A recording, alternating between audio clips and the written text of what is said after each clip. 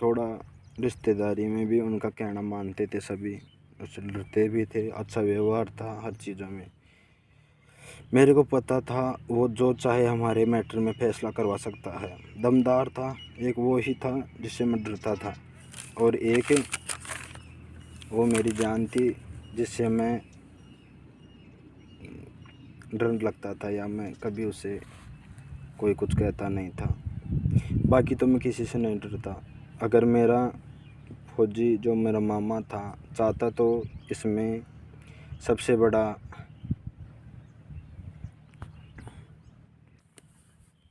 इस मैटर में जो सबसे बड़ा विलन था, यानी कि जो मानने वाला व्यक्ति नहीं था, जिसको हम एक समझदार आदमी के रूप में व्याख्यान कर रहे हैं, उसको भी मना सकता था। वो उसको बातें मानता था, लेकिन वो कहते हैं ना कि जिसके लगती है उसी के दर्द होता है, वो भी फेल हो गया।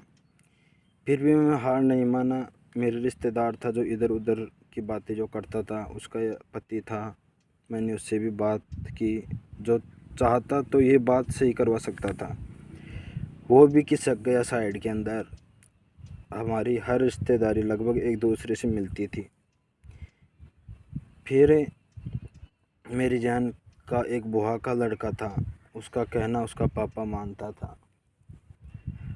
तो मैंने उससे कहा कि आज उससे बात कर लेते हैं, लेकिन वो बहाना बना गई कि उसके और पापा के तो लड़ाई हो गई। शायद वो भी हिम्मत हार रही थी, या किसी ने, यानी उसकी उसी महिला मित्र अध्यापिका ने उसको ज्ञान देना शुरू कर दिया था। यहाँ तक शायद 4 साल से ज़्यादा हमारे को हो गए थे। हमें परेशान होते। फिर मैंने उसके पापा की बहन जो परिवार में थी, जिसकी बात उसका पापा मानता था, और वो समझदार भी थी क्योंकि वो एक सिटी में रहने वाली महिला थी, तो उसके लिए हमें समझना आसान था। लेकिन फिर वो बोली कि मैं अपने हिसाब से बात कर लूँगी, वो सबको बोल देगी। मेरे को एक बात आज तक समझ में नहीं आई कि हमारा वो इज्जत से बहुत डरती। न उसका या उसके किसी भी घर वालों को मैं बेकार लगता, न हमारा परिवार उनके घर वालों को और उनको कभी बेकार लगा। पता नहीं हमसे ही क्या दुश्मनी निकालनी थी उनको। बाद में उसे कहता कि आज दोनों कहीं भाग चलते हैं। मैं उसको 2 से 3 बार ये बात कहा भी। ये सब मान जाएंगे 2 घंटों में ही, लेकिन मैं ले भी किसको जाता। जब वो जाती तभी तो ले जाता। हालांकि वो मेरे से उतना ही प्यार करती थी जितना मैं करता हूँ, लेकिन वो एक हिम्मत की बात होती है उसमें भी।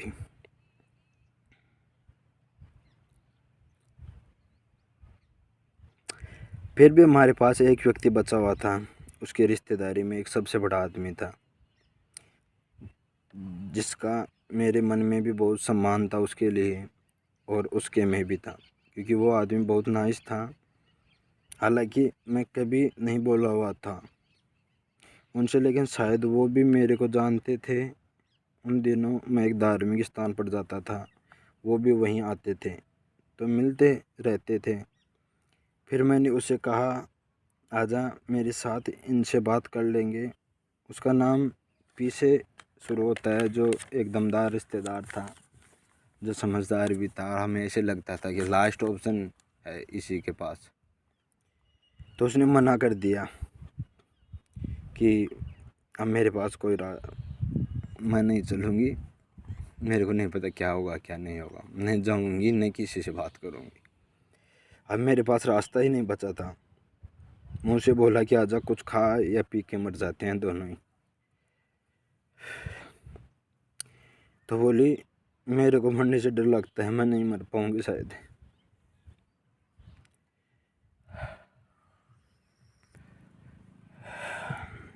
वो गलत तो थी नहीं, क्योंकि मेरी मोहब्बत थी वो, और मैं इतना कमज़ोर भी नहीं था कि गलत लड़की से मोहब्बत कर बैठा हूँ। लेकिन उससे कुछ डर था, ये पता नहीं क्या था, वो आज तक भी मेरे को पता नहीं पड़ा। मैं उससे दूर नहीं हो सकता था, क्योंकि मैं उसके बिना अधूरा था।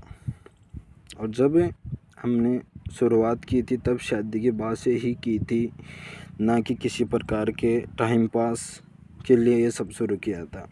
हमने तो बच्चों के नाम भी रख लिए थे, वृद्धावस्था तक हमने प्लानिंग कर ली थी, कैसे रहना है क्या नहीं रहना है। सबसे ज़्यादा मेरे को बच्चे पसंद थे, बहुत सपने हमने सजा लिए थे, वहाँ से निकल पाना ही नामुमकिन था। लेकिन हमें ये पता थोड़ी था कि ऐसा कुछ होगा, हमारे अपने ही फेल हो जाएंगे। अब न वो कोर्ट मैरिज कर रही थी और न अपने घर वालों को मना पा रही थी, न मेरे साथ लग रही थी, हालांकि वो गलत नहीं थी और नहीं है अभी भी। वो मेरी जान थी और अभी भी है, उसके लिए सबसे लड़ सकता हूँ आज भी। उस दिन मेरी सगाई की बातें हुई, घर वाले उसे कहकर मेरे को कहलवाते कि मैं सगाई कर लूँ। घर वाले मेरे से डायरेक्ट, मेरे घर वाले ही बात नहीं करते, क्योंकि मैंने मना कर दिया था उसके अलावा शादी के लिए। और वो घर वाले भी जानते थे सब ये बात, कि मैं उसकी बात मानता हूँ, तो कैसे भी करके बोली सगाई कर ले, मैं हूँ ना, शादी तो अपन ही करेंगे, सगाई क्या टूटती नहीं क्या, और अपने को कुछ समय और मिल जाएगा। मैं मान गया। उसी समय कंपटीशन एग्ज़ाम दिया था, तो मैं उसमें सब अच्छा था, तो लगा कुछ हो जाएगा, इसमें बन जाएंगे, इसका चाहे किडनैप भी करना पड़े कर लूँगा, और शादी तो इसी से करूँगा। लेकिन वो भी पूरा नहीं हो पाया। सगाई के बाद वो बोली कि तेरे मामा को कहा था ना, वो बात लीक हो गई है, और अगर वो किसी के कानों पड़ गई तो मेरा मुँह मरा हुआ देखेगा तू। मैं समझ नहीं पा रहा था कि ये किस इज्जत के चक्कर के डर में मेरे लिए जीवन की खुशी बढ़ी थी, न कि इज्जत और समाज। हम किसी का कत्ल नहीं कर रहे थे, तो डरते हम क्यों।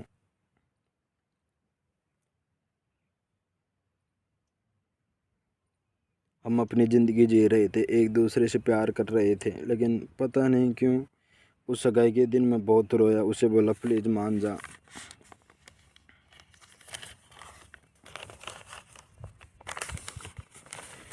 वो बोली मैं हूं ना, तू तो कर ले, तेरे को मेरे से अलग नहीं होने दूंगी। मैं अकेला 10 आदमियों पर भारी था, लेकिन मेरे पे मेरी जान भारी थी। मेरे कपड़े व अंडरगारमेंट्स तक भी शॉप से अगर कभी मेरे को चाहिए तो वो ही ला के देती थी। पता नहीं हमारे इतना प्रेम क्यों था।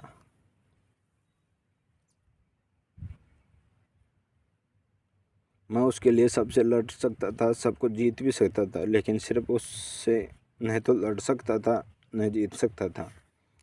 मेरी सगाई के बाद जिस लड़की की सगाई हुई मेरे से, उसका शायद 20 दिन बाद कॉल आया। बात नहीं किया, उससे बहुत दुखी हुआ कि उसका फ़ोन आया मेरे पास। खूब रोया। उसके